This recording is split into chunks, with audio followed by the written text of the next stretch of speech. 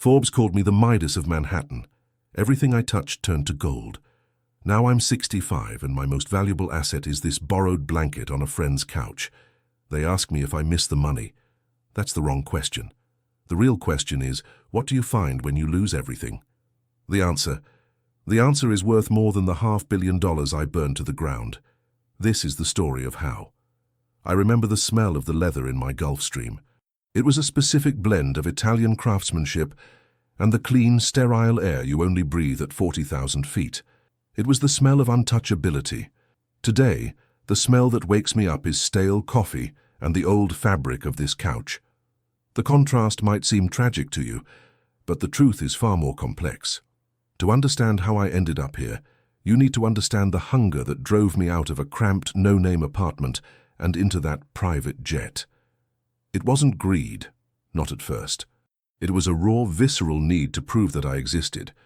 I grew up in a world of muted colors, a small town where ambitions were sensible and dreams were meant to fit inside a picket fence. I was the odd one out. I didn't want the fence. I wanted to own the land the fence was on, and the company that supplied the wood and the bank that financed it all. When I first came to the city, I was nobody. Just another face in the crowd, running on cheap coffee and a burning desire to carve my name into the skyline. I worked as a low-level real estate broker, selling small apartments to people who were just as anonymous as I was. I saw the city not as a place to live, but as a complex machine, a living organism of concrete and capital. I spent my nights and weekends walking every street, not looking at the buildings, but looking at the spaces between the buildings, the gaps, the forgotten corners. That's where the opportunities were hiding. My obsession led me to the old waterfront district, a place the city had turned its back on. It was a graveyard of industry.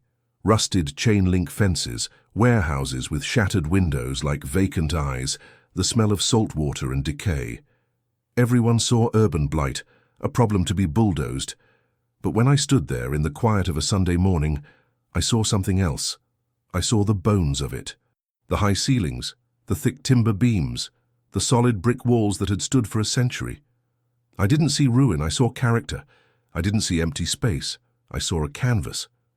In my mind, the grime and dust were replaced with polished concrete floors, floor-to-ceiling windows looking out at the water, bustling restaurants and a community of artists and innovators.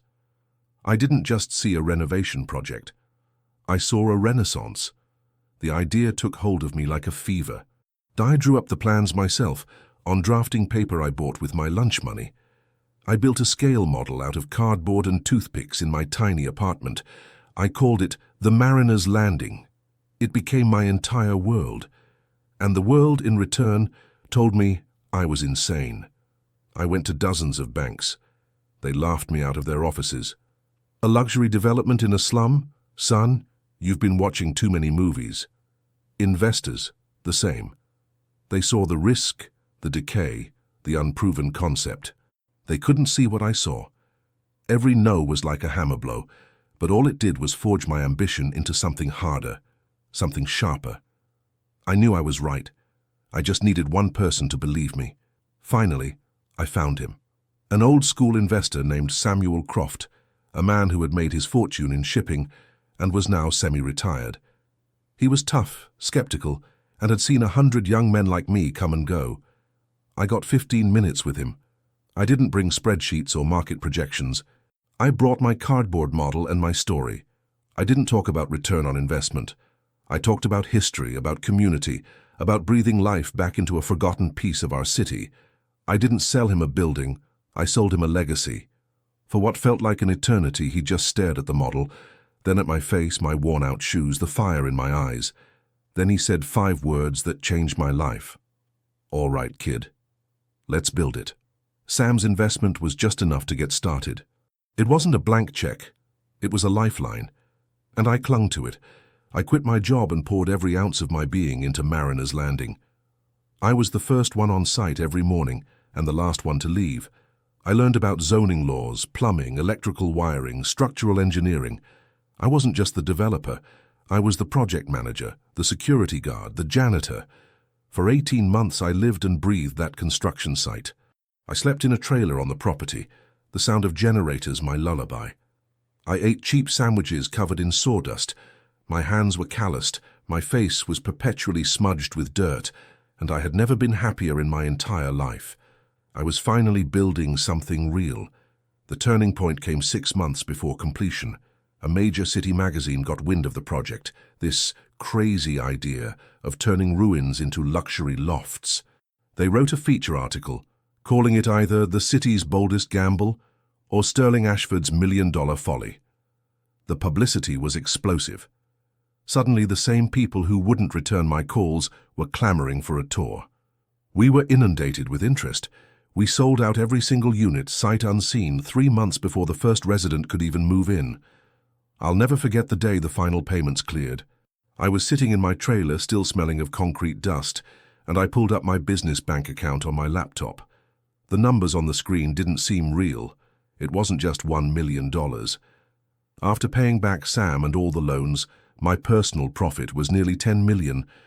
I stared at that number for a full hour. I didn't feel an urge to buy a fancy car or a big house.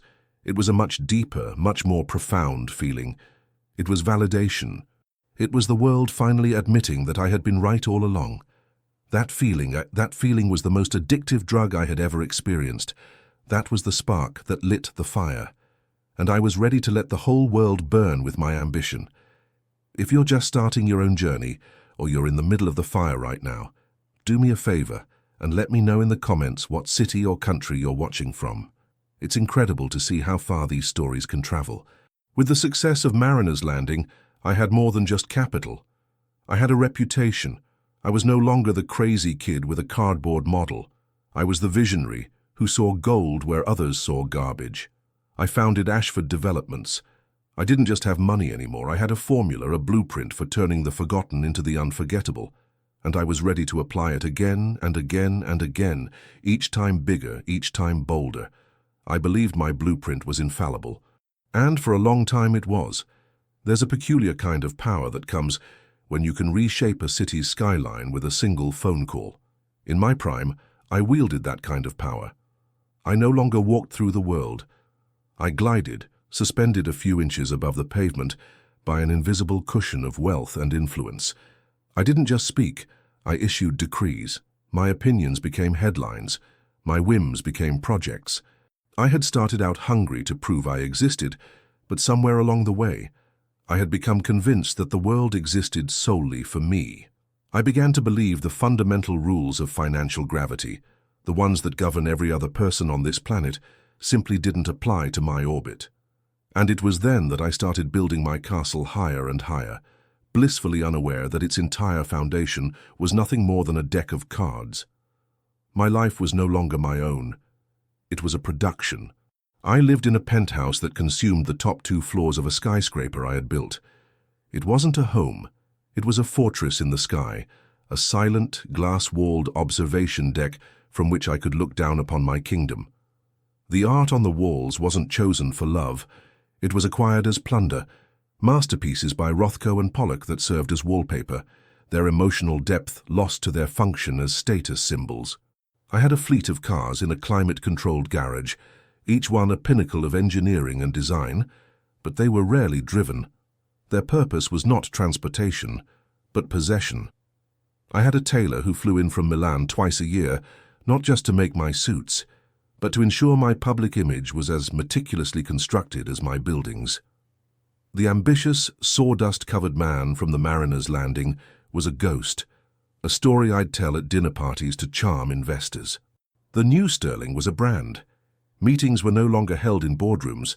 They were summoned to my penthouse library, a tactical advantage that put everyone on the defensive, forcing them to come up to my throne room. Mayors and city planners didn't schedule appointments. They requested an audience. My intuition, once a tool sharpened by desperation and hard work, was now treated as doctrine. My gut feelings became gospel, and there was a growing chorus of people around me, lawyers, accountants, junior executives, whose primary job was not to advise me, but to affirm me. Their yes was the echo in my cathedral of ego. It's a subtle poison, that kind of validation. It seeps into you so slowly you don't even notice the taste. You start to mistake adulation for wisdom. You confuse your success in one arena with expertise in all of them. And you begin to resent anyone who offers a perspective that deviates from the grand narrative you've written for yourself. That resentment found its target in David Chen, my chief financial officer. David had been with me since the beginning. He was a quiet, unassuming man with a brilliant mind for numbers and a disposition as cautious as I was reckless. He was the one who managed the financials for Mariner's Landing, the one who found the funding loopholes and structured the deals that made my vision a reality. He was my grounding wire. When I wanted to fly, he made sure the wings were properly attached. For years our dynamic worked. My vision, his pragmatism, my accelerator, his brake. But as my empire grew, I started to see his caution not as a strength, but as a weakness, an anchor holding me back. The breaking point was a company called Titan Properties. They were our biggest competitor, an old money firm with a portfolio of prime real estate. They were stable, profitable, but stagnant. To me, they were a sleeping giant, and I wanted their assets. I wanted to absorb them, to put the Ashford Development's name on their legacy buildings. It was a move born of pure hubris. I didn't need to acquire them, I wanted to. It was about conquest, not strategy. I brought the idea to my executive team. The young, hungry VPs saw the glory in it. They talked about market domination, about a legacy that would be taught in business schools. They fed my ego exactly what it wanted to hear. Then David spoke. He cleared his throat and the room fell silent. He wasn't emotional, he wasn't dramatic. He just laid out the facts on the table. "Sterling," he began, his voice calm and steady. "To do this, we'd have to leverage the company to a degree we've never seen before. We'd be taking on nearly $2 billion in debt. The interest payments alone would be astronomical. If there is even a minor downturn in the commercial real estate market in the next 5 years, we won't just be in trouble. We'll be insolvent." He had brought charts, spreadsheets, projections. He showed us how the acquisition would make us incredibly vulnerable, tying our entire fate to a single massive bet. He showed us how our cash reserves would be decimated, leaving no room for error, no cushion for unforeseen circumstances. It was a masterful, logical, and utterly dispassionate analysis of risk, and I hated him for it. I saw his logic as an insult to my vision. I saw his data as a constraint on my ambition. In that moment, he wasn't my trusted advisor. He was a naysayer, an obstacle. The room was watching us. It was a test of my authority. I looked at his charts, then I looked at him, and with a coldness that still chills me to remember, I decided to make an example of him. "Thank you, David," I said, my voice dripping with condescension. "That was a very thorough presentation on why we should continue to think small. It's the kind of safe, timid analysis that has kept Titan Properties stagnant for 20 years. But we are not Titan. We are Ashford Developments. We don't react to the market, we define it." I stood up and walked to the window, looking down at the city. My city. "The greatest achievements in history were not built on spreadsheets," I proclaimed to the room.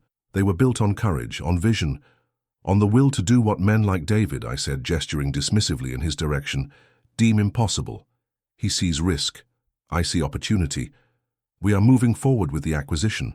For those of you who share my vision, your futures are bright. For those who don't, the door is open." The silence in the room was heavy, suffocating. David just sat there, his face pale. He had been with me for 15 years. He had helped me lay the first brick of my empire. And I had just publicly castrated him, reducing his wisdom to cowardice in front of everyone. He didn't argue. He just slowly gathered his papers, placed them neatly in his briefcase, stood up, and walked out of the room. He didn't slam the door. He closed it softly behind him, a quiet gesture of dignity that was 1,000 times more damning than any shouting match could have been. That evening, I hosted a lavish dinner at my penthouse to celebrate the new, bold direction of the company. We toasted to the future, to the Titan acquisition, to our inevitable dominance. I felt a surge of adrenaline, of absolute power. I had faced dissent and crushed it. I had proven that my will was law. I felt completely, utterly invincible. Looking back now from the vantage point of this lumpy sofa, I see that moment for what it was. By casting out David, I hadn't just fired my CFO. I had fired the last person who was willing to tell me the truth. I had unplugged the final alarm system. In my arrogance, I hadn't just eliminated a dissenting voice, I had purposefully, willfully made myself deaf. I had smashed the only mirror left in my life that showed me my own reflection, flaws and all. From that day forward, I was surrounded only by portraits, each one painted to show me exactly the genius I wanted to see. And there is no more dangerous or lonely room in the entire world. When the only sound you ever hear is the echo of your own yes, a strange kind of restlessness sets in. The methodical construction of my empire, the very thing that once filled me with purpose, began to feel pedestrian. The thrill of the deal was gone. Closing on a new property, once a jolt of pure adrenaline, now felt like a clerical task. Success had become predictable, and predictability was my new enemy. I started seeking out bigger and bigger challenges, not for the sake of growth, but purely to feel the electric hum of uncertainty again. I wasn't an empire builder anymore. I had become a gambler, chasing the high of the next big bet. My new CFO, a charismatic young prodigy from Wall Street named Marcus Thorne, wasn't a strategist. He was a croupier, and he knew exactly what kind of high-stakes cards to deal to keep me mesmerized at the table. Marcus was the antithesis of David. Where David was quiet caution, Marcus was dazzling confidence. He spoke in a language of disruption and paradigm shifts, of leveraging synergy and monetizing the future. He didn't present spreadsheets, he wove narratives. He saw my ego not as a flaw to be managed, but as an asset to be weaponized. He became my enabler-in-chief, a co-conspirator in my escalating war against mediocrity. The acquisition of Titan Properties, which had seemed so audacious, was now just the beginning. With the massive debt secured, Marcus convinced me that our capital shouldn't be wasted on something as slow and tangible as real estate. "Sterling, buildings are analog," he'd say, leaning forward with an infectious fervor. "The real money, the exponential growth, is in the digital frontier. That's where the new empires are being forged." He led me into a world I didn't understand, a dazzling labyrinth of venture capital, tech startups, and exotic financial instruments. We poured tens of millions into companies with no products and no profits, just a charismatic founder and a story about changing the world. We invested in an AI-driven logistics platform, a blockchain-based social media network, a biotech firm promising to reverse the aging process. These weren't investments. They were lottery tickets. They were abstract, weightless, and existed primarily as ideas on a pitch deck. It was intoxicating. I was no longer buying property. I was buying the future. The risk was immense, the potential for failure astronomical, but the potential reward was a narrative I couldn't resist. The old-world tycoon who had the vision to conquer the new one. This new obsession began to consume me, and the cracks started to appear not just in my business but in my life. The first person to notice was my wife, Sarah. We had been married for 20 years. She had been there for the struggle, for the sawdust-covered sandwiches and the nights spent sleeping in the trailer. She had fallen in love with the determined dreamer, but now she was living with a restless king. She saw the change in me long before I did. She saw the genuine passion being replaced by a hollow, frantic energy. One evening, I came home buzzing from a meeting where we had just wired $50 million to a 24-year-old CEO who planned to build a hyperloop between two cities that didn't even exist yet. I was explaining the genius of it to Sarah, the sheer audacity. She listened patiently, her expression unreadable. "Sterling," she said quietly when I had finished, "do you even know what a hyperloop is?" I laughed, but it was a brittle sound. "I know it's the future, Sarah. That's all that matters." "No," she said, and her voice was firm, cutting through my euphoria. "What matters is that you're gambling with everything we've built. I went to the gala for the Children's Hospital last week. David Chen was there. I spoke with him. He looks peaceful." The mention of David's name was a deliberate jab, and it hit its mark. "David is a relic," I snapped. "He's happy playing in his little sandbox. I'm building intercontinental pipelines." "Are you?" she asked, her eyes searching mine. "Or are you just trying to fill some hole that keeps getting bigger? The people you surround yourself with now, Marcus and his crowd, they don't respect you, Sterling. They see you as a vault. a bottomless source of capital for their fantasies. They aren't your friends, they're your courtiers. Every word she spoke was the truth, and because it was the truth, I couldn't bear to hear it. I saw her concern not as love, but as betrayal.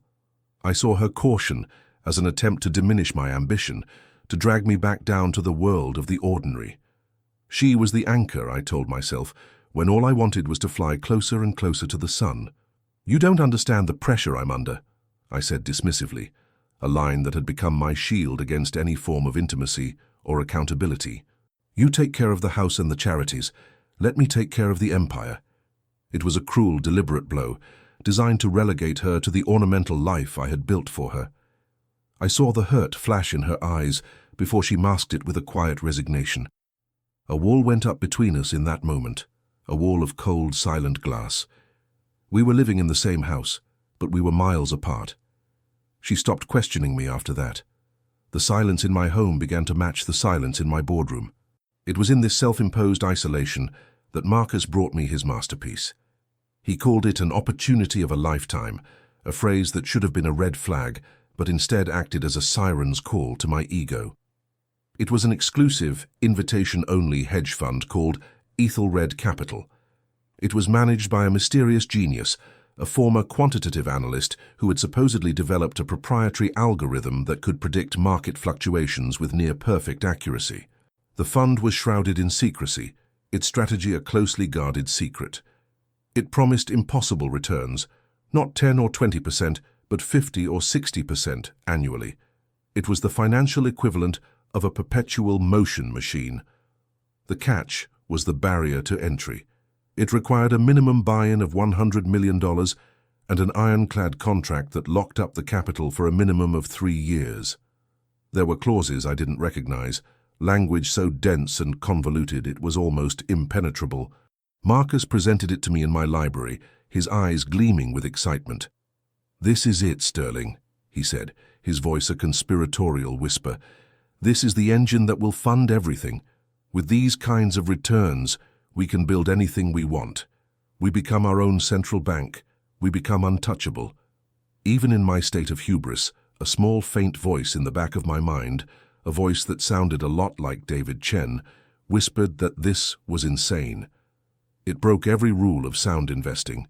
It was too good to be true, but the seduction of the idea was overwhelming. The exclusivity of it, the sheer power of being one of the few people on Earth invited to this table. This wasn't just an investment, it was an anointment. That night, I mentioned it to Sarah. I don't know why. Maybe a part of me wanted her to stop me. She was standing on our terrace, looking out at the city lights. I told her about Ethelred, about the $100 million buy-in, about the guaranteed returns. She turned to face me, her expression grim. "Don't do it," she said. It wasn't a suggestion, it was a plea. "It's a sure thing, Sarah." "Nothing is a sure thing," she replied, her voice filled with a desperate intensity I hadn't heard in years. "This is different. This feels wrong. It feels like a trap. This will destroy us, Sterling." I laughed. The sound echoed in the night air, thin and arrogant. I was so insulated by my own success that her genuine fear registered as foolishness. I patted her on the arm, a gesture of patronizing reassurance. "Don't you worry your pretty little head about it," I said, the words tasting like ash the moment they left my mouth. "That's why I handle the money, and you handle the parties." It was the most brutally dismissive thing I had ever said to her, a final definitive severing of our partnership. The next morning, I walked into my office and signed the Ethelred Capital contract without sending it to my outside legal team. Marcus had told me it was time-sensitive, that the window of opportunity was closing. The truth was I didn't want a second opinion. I didn't want anyone to tell me no. Signing those papers wasn't a business decision. It was an act of defiance, a final declaration of my own infallibility. It was also the most expensive signature of my life. I had just driven the final gleaming nail into my own coffin. In my mind, I had just secured my legacy. In reality, I had just guaranteed my ruin. Every emperor in the autumn of his reign feels the desperate urge to build his pyramid, a structure so vast and undeniable it will carve his name into eternity. The Colosseum in Rome, the Great Wall of China, these were not just feats of engineering, they were pronouncements against mortality itself. My pyramid was to be forged of glass and steel. Its name would be the Ashford Tower, a shimmering 1,000-foot spire that would pierce the clouds and permanently redefine the city's skyline. It was the apotheosis of my ambition, the final glorious act in the grand play of my life. I sold it to the press and to the city as a gift, a new icon for a new millennium. But in the quiet, honest corners of my own mind, I knew what it truly was, a monument to my own ego, and I was willing to mortgage my entire kingdom to see it built. The Ashford Tower was a project of breathtaking arrogance. It was designed to be the tallest residential building in the Western Hemisphere, a vertical city for the ultra-wealthy. The penthouse, a triplex with its own private glass elevator and 360-degree views of the horizon, was to be my new home, a palace, literally in the heavens. The project was a logistical and financial leviathan. The architectural plans were revolutionary, pushing the boundaries of known engineering. The budget was astronomical, a figure so large it had lost all connection to reality. To finance this colossal undertaking, I did something that the old Sterling, the one who slept in a construction trailer, would have considered suicidal. Guided by Marcus's boundless optimism, we leveraged everything. The entire portfolio of Ashford developments, the office buildings, the luxury condos, even the naming rights to our other properties, was pledged as collateral against a labyrinth of construction loans. The logic, as Marcus explained it, was flawless. Our tech investments, while volatile, showed promising signs, but the real linchpin of the entire financial structure was Ethelred Capital. The steady, spectacular returns from the hedge fund were meant to be the engine, the cash-generating dynamo that would service the immense debt of the tower. On paper, it was a perfectly balanced ecosystem of risk and reward. In reality, it was a house of cards built on top of a ticking bomb. For the first year the illusion held, the construction site was a hive of activity, a symbol of my undiminished power. I'd visit the site weekly, striding through the mud and chaos in a bespoke hard hat, feeling like a modern-day pharaoh watching his legacy rise from the dust. I posed for magazine covers against the backdrop of the growing steel skeleton, my silhouette framed by cranes and I-beams. The media narrative was intoxicating. Sterling Ashford, the real estate titan, was not just building a tower. He was making a statement about the limitless potential of vision and will. I was no longer a man. I was a myth in the making. But beneath the surface of this carefully curated image, the pressure was becoming immense. The tower was a beast with an insatiable appetite for cash. Construction costs, as they always do, began to swell. A strike by the Ironworkers Union caused a 2-month delay. A flaw was discovered in the fabrication of the custom glass panels for the facade, requiring a multi-million-dollar reorder. Each setback was a fresh wound, hemorrhaging money we didn't have. My days became a frantic juggling act, robbing Peter to pay Paul, shifting funds from one over-leveraged project to another just to keep the checks from bouncing. The promised returns from Ethelred, the financial bedrock of this entire gamble, had yet to materialize in any significant way. When I pressed Marcus, he was a master of evasion, speaking in a soothing patter about long-term growth cycles and reinvestment phases. He'd show me statements printed on heavy cream-colored paper, displaying figures that attested to the fund's incredible performance. The numbers were always staggering, always growing. Yet when it came to liquidating a portion of our holdings to cover the tower's spiraling costs, there was always an excuse. It was a suboptimal time to sell. It would disrupt the algorithm's delicate balance. His reassurances were like a potent anesthetic, dulling the sharp edges of my growing panic. I chose to believe him because the alternative was simply unthinkable. To admit that Ethelred might be a problem was to admit that my entire world was on the verge of collapse. Then, the whispers started. They began in the deep, anonymous corners of financial blogs and forums, faint signals in the digital noise. Rumors of hedge funds with impossibly consistent returns, chatter about regulatory inquiries into opaque investment vehicles. The name Ethelred was never mentioned explicitly, but the descriptions were close enough to make my blood run cold. I confronted Marcus with these rumors. He laughed them off effortlessly. "Jealousy, Sterling," he said with a dismissive wave of his hand. "The whining of mediocre players who can't stand to see someone winning the game so decisively. It's the price of genius." His confidence was a powerful antidote to my fear, and I drank it down gratefully. My attempts to contact the fund directly were met with a wall of corporate politeness. My calls were fielded by polished assistants who assured me that Mr. Ethelred was traveling, that the fund's performance was unparalleled, and that a detailed quarterly report was forthcoming. It was like trying to grab smoke. The very secrecy that had once seemed so alluring now felt sinister, like the placid surface of a deep, dark lake. The panic I had been suppressing began to claw its way to the surface. I started waking up at 3 a.m., my heart pounding, the sheer scale of my exposure a physical weight pressing down on my chest. I was the king of a glittering empire, and I was utterly, terrifyingly alone. The end came on a Tuesday night in October. I was the guest of honor at a lavish charity gala, an event celebrating the city's philanthropists. It was the height of irony. I was being lauded for my generosity, while my financial universe was silently imploding. I sat at the head table, smiling for cameras, nodding graciously as speaker after speaker extolled my vision and leadership. It was an out-of-body experience. I felt like an actor playing the role of myself. During the keynote address, my phone, which I had placed face down on the table, began to vibrate. Not a single buzz, but a frantic, incessant tremor, a cascade of notifications. Annoyed by the interruption, I discreetly slid it into my lap. The screen was a blaze of alerts, breaking news notifications from every major financial publication, a flood of text messages from my frantic junior executives, a dozen missed calls from my head of PR. My thumb trembled as I tapped on the first headline. It was from the Wall Street Journal. The words seemed to jump off the screen, searing themselves into my brain. Ethelred Capital exposed as massive Ponzi scheme. Founder arrested at Teterboro Airport. The world went silent. The voice of the speaker on stage devolved into a meaningless drone. The clinking of silverware, the murmur of conversation, the soft music from the orchestra, it all faded into a roaring in my ears. I read the first few lines of the article. The algorithm was a fiction. The returns were a lie.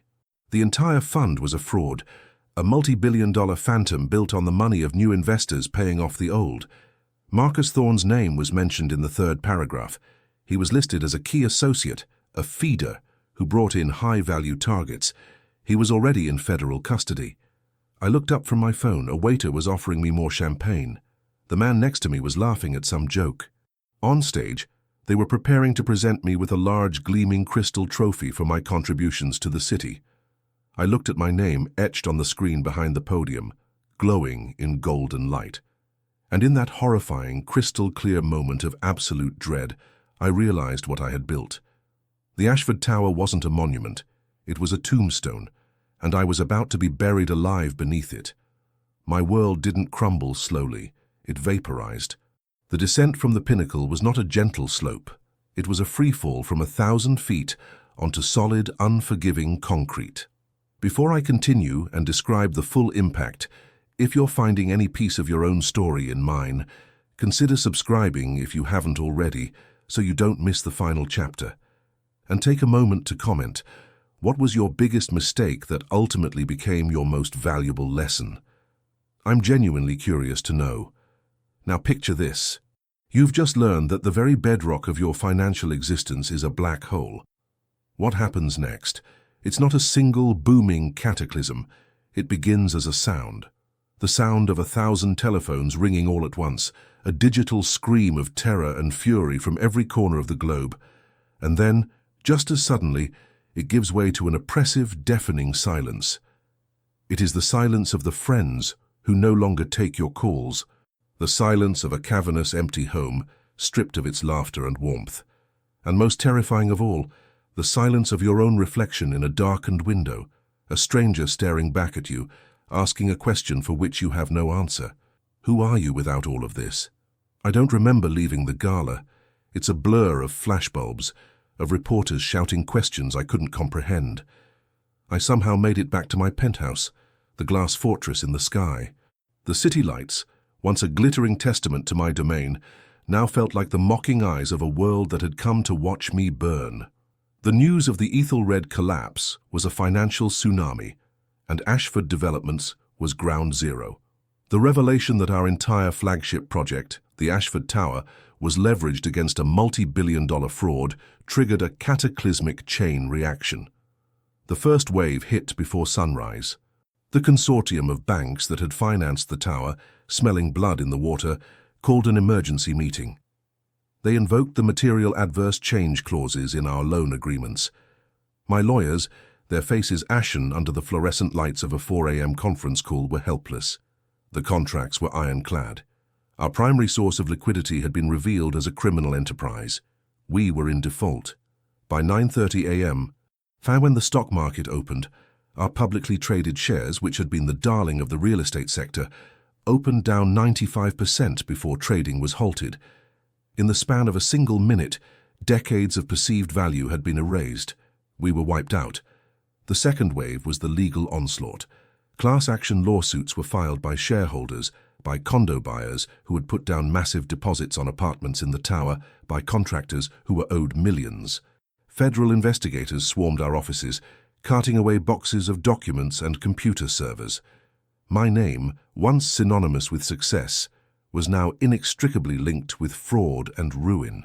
I was not charged with a crime. I was, in the cold, legal sense of the word, a victim of the Ponzi scheme. But in the court of public opinion I was guilty. Guilty of arrogance, guilty of negligence, guilty of a catastrophic failure of judgment that had vaporized pensions and life savings.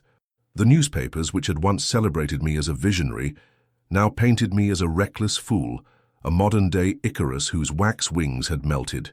The third and most personal wave was the disintegration of my life. The machine that had run my existence, the assistants, the drivers, the household staff, ground to a halt as the company accounts were frozen. The sycophants and fair-weather friends who had populated my world vanished as if they had never existed. The calls stopped. The invitations ceased.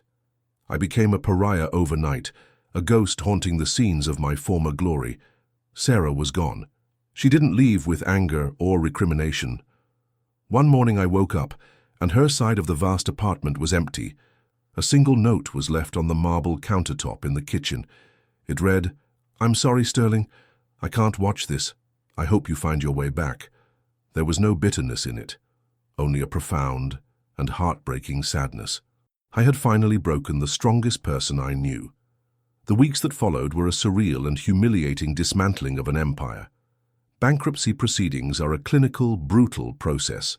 Every asset, every possession, is itemized, valued, and prepared for liquidation. I watched as men with clipboards walked through my home, placing small, numbered stickers on everything I owned. The Rothko on the wall, the custom-made grand piano, the rare first-edition books in my library, the very bed I slept in, each was reduced to a lot number for an auction catalogue. The life I had so carefully constructed was being sold off piece by piece to satisfy the creditors. The cars were repossessed, the properties were seized by the banks. The Ashford Tower, now a half-finished skeleton of steel rusting in the rain, became a monument to my folly, derisively nicknamed Sterling's Folly by the press. Finally, the day came for me to vacate the penthouse. I was allowed one suitcase. I walked through the echoing empty rooms, my footsteps unnaturally loud on the marble floors. I packed some clothes, a few books, and a single framed photograph of Sarah and me from years earlier, taken on a simple vacation before the madness had begun. We were smiling, genuinely happy. Looking at it felt like looking at two different people from another lifetime.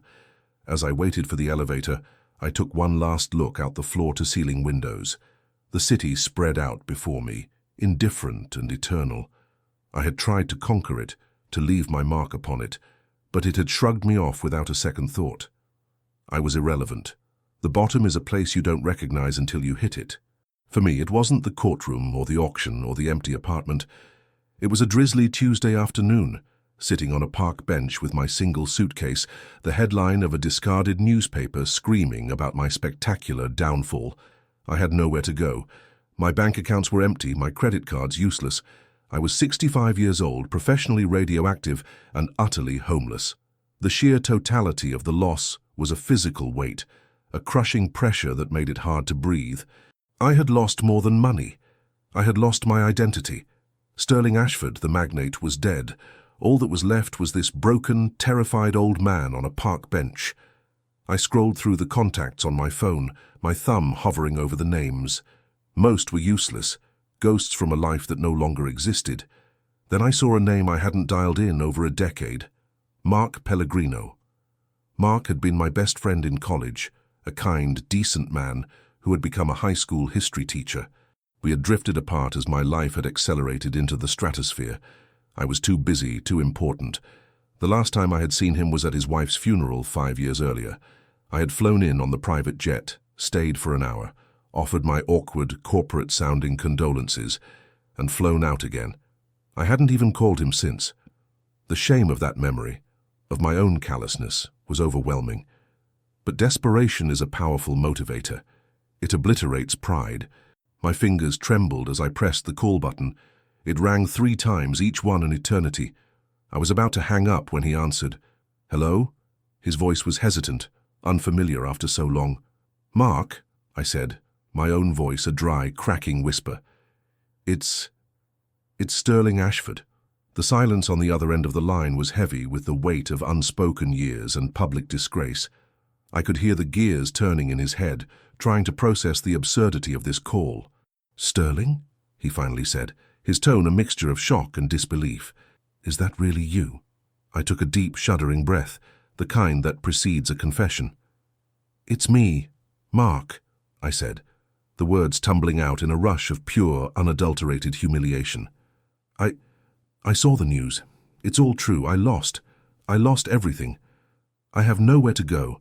I paused, choking on the next words, the hardest I have ever had to say in my entire life. I was wondering, I know it's been a long time, but can I sleep on your couch? The silence that followed was the longest moment of my life. I was prepared for him to hang up, to curse me out, to tell me I deserved everything that had happened to me. I held my breath, waiting for the final deserved blow. What happened next would determine the rest of my life. He didn't yell, he didn't judge. He just let out a long, slow sigh. And then he said 4 words that I will never, ever forget. 4 words that were the first brick in a new foundation. "The couch is ready." In the first few weeks on Mark's couch, the roaring silence that began with my collapse followed me into his small, quiet apartment. There were no more frantic assistants, no urgent calls, no market updates chiming from my phone. There was only the gentle ticking of a clock on the mantelpiece, the distant hum of traffic, and the vast, terrifying expanse of my own thoughts. In the beginning, that emptiness was a torment. My mind, so accustomed to the constant stimulus of deals and deadlines, turned on itself. It replayed every catastrophic mistake, every arrogant pronouncement, every warning I had ignored. The ghosts of my past life were relentless, and they had found their perfect haunting ground in the stillness. Mark was a man of profound and simple decency. He never once asked about the money. He never said, "I told you so," about the shallow friendships I had cultivated.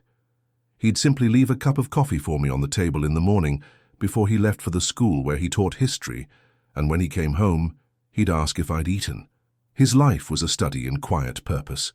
It revolved around grading papers, preparing lesson plans, and the occasional beer with a few old friends.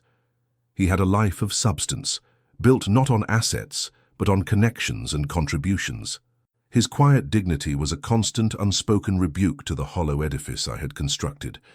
I was a king without a kingdom, a refugee living on the charity of a man I had neglected for 20 years. The shame of it was a physical illness. For a month, I barely moved from that couch.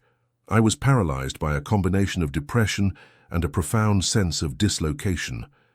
But you cannot remain in stasis forever. Life, even a shattered one, insists on moving forward. The first step was the hardest. It wasn't about finding a job or a new place to live. It was about taking a fearless moral inventory of the man I had become. It was about accountability. My thoughts kept returning to 2 people, David and Sarah. I had wronged countless individuals, but they represented the two pillars of my life, logic and love, and I had demolished them both with my own hands. Finding David was not difficult. He had started a small, successful consulting firm, helping mid-size companies navigate the complexities of corporate finance. I called his office, and his assistant, likely recognizing my name, told me he was unavailable. I didn't leave a message. Instead, I took a bus, a humbling experience in itself, to his office building and simply waited in the lobby. I waited for 4 hours. Finally, at the end of the day, he walked out and saw me. The look on his face wasn't anger or triumph. It was a deep, weary sadness. We went to a small coffee shop nearby. For several minutes we just sat there, the chasm of our history between us. I was the one who finally broke the silence. "I didn't come here to ask for anything, David," I said, my voice hoarse. "I came here to tell you that you were right about everything, not just about the Titan acquisition, but about the risk, about the culture I was building. You were the only one with the courage to tell the truth, and I crucified you for it. I'm sorry, those words feel inadequate, I know, but they're all I have." He stirred his coffee, his gaze fixed on the cup. "I was never angry with you, Sterling," he said softly. "I was heartbroken. I watched you turn into a caricature of yourself. You were the smartest man I ever knew, but you stopped listening, not just to me, to anyone. You walled yourself up inside your own success." He finally looked at me. "The money is just money, it comes and goes. What I hope you find again is the man who built Mariner's Landing, the one who wasn't afraid of getting his hands dirty." We talked for an hour. It wasn't a reunion of old friends, not yet, but it was a beginning. It was a small act of repair in a life defined by demolition. The meeting with Sarah was infinitely harder. I learned through a mutual acquaintance that she was volunteering at a community garden in a quiet part of the city. I went there one afternoon, my heart pounding in my chest. I saw her from a distance, kneeling in the dirt, tending to a bed of tomato plants. She looked peaceful, more at ease than I had seen her in a decade. When she finally saw me, she didn't run. She just stood up, brushing the soil from her hands, and waited. "You look good, Sarah," I said, the words feeling clumsy and small. "I feel like myself again," she replied, her voice even. There was no accusation in it, just a statement of fact. "I don't expect you to forgive me," I began, the speech I had rehearsed 1,000 times dissolving in the face of her quiet composure. What I did, not just with the money, but to us, to you, it was unforgivable.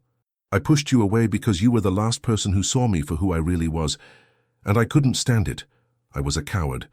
I hid behind my wealth, and I let it poison everything, especially my love for you.